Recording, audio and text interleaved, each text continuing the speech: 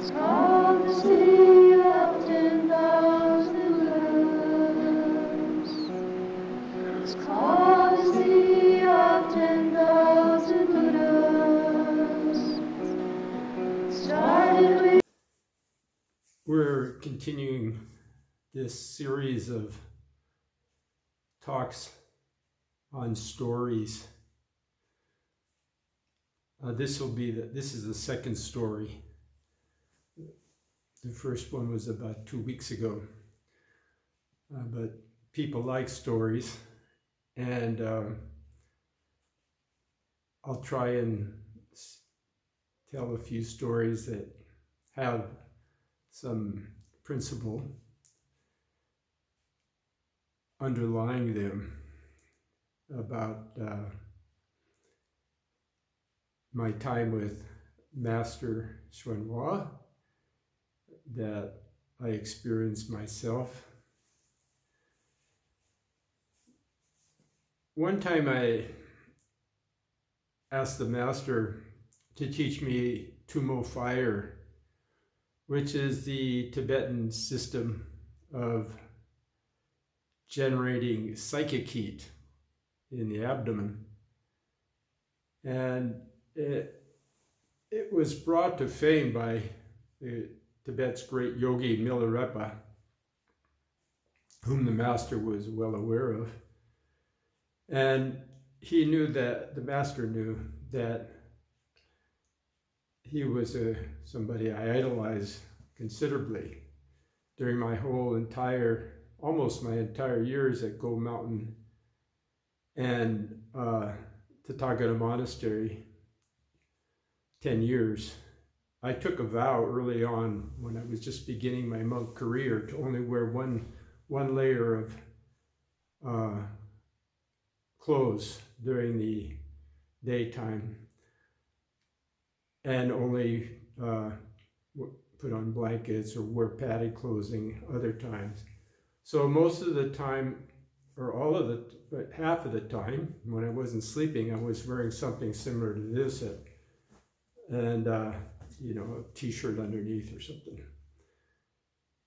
And it was in the winter in TM and Gold Mountain, it was extremely cold.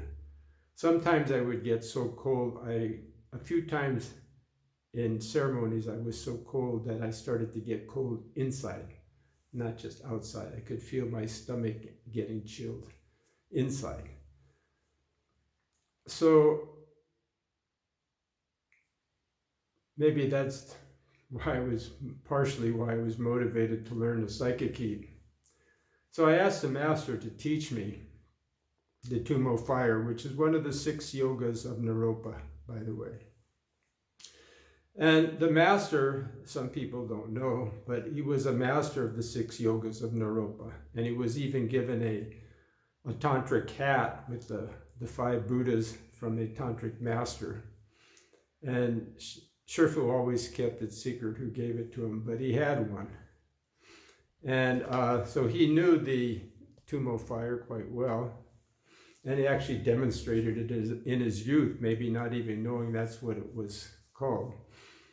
And he knew the other yogas of Naropa, which is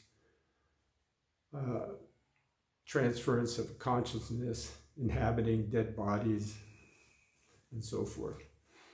And dream yoga, the ability to, while awake, dream and really go into a sleep state while fully awake. And Fred Clare, by the way, Hung Shou, New York Hung Shou, can still practice that. I talk to him regularly. He's a very big believer in that as a form of meditation. So the 6 yogas of Naropa, you can read more about. The one we're talking about here is the psychic heat, Tumo fire. So I asked the Master, and we agreed on a time and place, and we met. And of course, I don't know any Chinese. I tried for a year and got nowhere, and the Master said, he told me, I'm the only one he told, that you don't have to learn Chinese. And so I had to find a translator, and Tim Testu, better known as Hongju, who did the most incredible bowing pilgrimage ever, he volunteered to, or I asked him to translate for me, and he agreed, and Shifu agreed. So we met at the appointed time, and Shifu gave me the instructions on the Tumo fire. And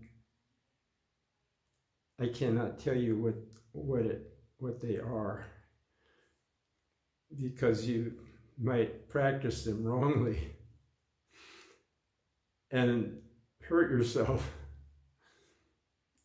especially your nervous system. But I'll give you a hint. It has to do with the breath. So the instructions lasted about a half hour, all in Chinese with Tim Testu translating. And all was well. I was thanking the master profusely for the instructions. And then as we were leaving, or supposed to be leaving, Tim Testu, he ventured a question to the master himself about the Tumo fire. Well, this led to a real fire. Shifu's wrath and anger just flowed like a volcano erupting, all directed towards Tim Testu, who was so impervious as to venture a question of his own. So there's two teachings here. One was for me, the generating the psychic heat, but the other one was for Tim Testu, was mind your own business. And when you're translating, just translate. When you're sweeping the floor, just sweep the floor. Cleaning the toilets, just clean the toilets. Cooking food, just cook food. Meditating, just meditate. And so Tim had no business, venturing a question at all. And he should have really known better, because an essential teaching of the master was to know what you're doing and just do that. In this case, Tim Testu was supposed to be translating. Hongju knew very well that was his job. It wasn't to get instructions on the Tumo fire. And so he got a substantial blast. And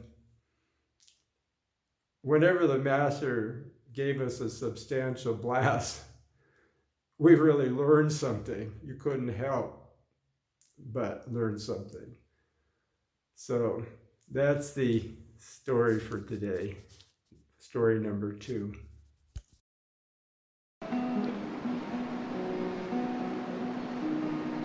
It's called the City of 10,000 lamps.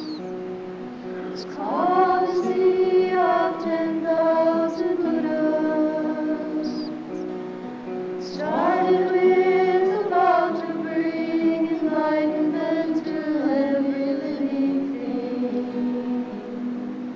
It's a place for cultivation. It's a place for transformation of the common